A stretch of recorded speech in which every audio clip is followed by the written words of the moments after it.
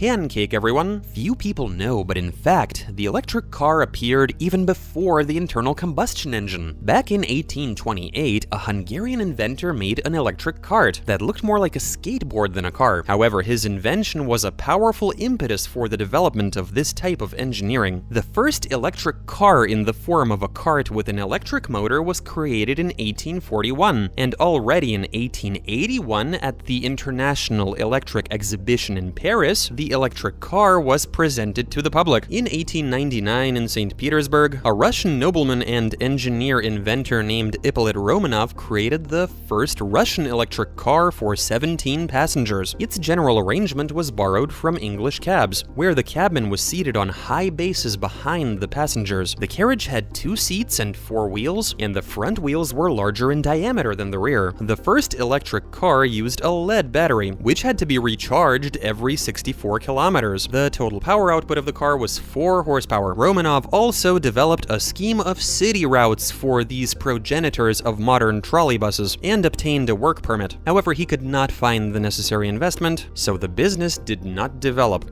Initially, the range and speed of electric and gasoline-powered cars were about the same. The main disadvantage of electric cars was the complicated charging system. Since there were no advanced alternating current to direct current converters back then, charging was done in an extremely complicated way. An AC-powered electric motor was used to charge the car. From 1900 to 1910, 38% of all cars in the US had electric engines, 40% had steam engines, and 22% had gasoline engines. History could have gone either way, but engineers and businessmen of the time chose internal combustion engine cars because of the benefits and ease of production. If they had had modern technology in those years, who knows how history would have turned out. The common belief is that electric cars have less of an environmental impact than internal combustion engine cars, but not everyone knows that some aspects of their production can have a similar environmental impact, and although they have almost no exhaust emissions, the production of batteries for electric cars requires additional resources and energy, so sometimes they can have an even greater impact on the environment at the production stage. Electric cars also have different impacts associated with their operation and maintenance. Electric cars tend to be heavier and can pollute the air with tire, brake, and road dust. Powerful batteries for electric cars are quite heavy, weighing in at up to 400 kilograms, and most of the batteries are made up of highly toxic components, including lithium, dangerous nickel, copper, and aluminum compounds. Such poisons are much more dangerous than exhaust fumes, and due to the limited service life of batteries, which is up to 5 years, the problem of battery disposal becomes acute. This procedure is complicated, time-consuming, and extremely expensive. Therefore, there is a threat of violations of recycling technology on the background of extensive production of electric cars. But even if the regulations are met, the enormous amount of work involved in recycling is fraught with the risk of environmental pollution. It takes almost 10 times as much energy to extract metals from batteries as it does to actually produce them, which will naturally lead to an increase in emissions from thermal power plants. But in addition to the disadvantages, it is worth noting a number of advantages of electric cars. They are safe for the urban environment, as zero emissions means cleaner air around us, and not an insignificant aspect is the lower level of noise. In large cities with electric transport, it is much more comfortable to live. The simplified design makes it cheaper to repair, which now takes less time. And of course, there's the pleasure of driving with their superior dynamics. Maximum torque is achieved from low revs. Electric cars effortlessly rush forward from traffic lights, leaving behind even the most expensive supercars. Separately, it is worth noting safety. The center of gravity is shifted down where the battery is located, and because of this, electric cars are less likely to roll over. Not to mention they're better controlled, even with sharp maneuvers. Now let's talk about the future of electric cars. The world is changing from year to year with great speed, and now some countries are planning a complete switch to electric cars within the next 10 years. For example, Norway wants to completely switch to electric vehicles by 2025, and England, Denmark, and the Netherlands by 30. They are also working on the development of batteries with a short charging time, about 15 minutes, and on implementing nanomaterials. These days, electric Buses, trucks, and even airplanes are being developed. But is it worth buying an electric car now, or should we wait for the technology to improve and become cheaper? Today, budget models can still only move around within large cities. That being said, they are virtually unrivaled in this environment. They reduce cash costs by up to 3 times compared to gasoline models. Also, electric cars mean less taxes,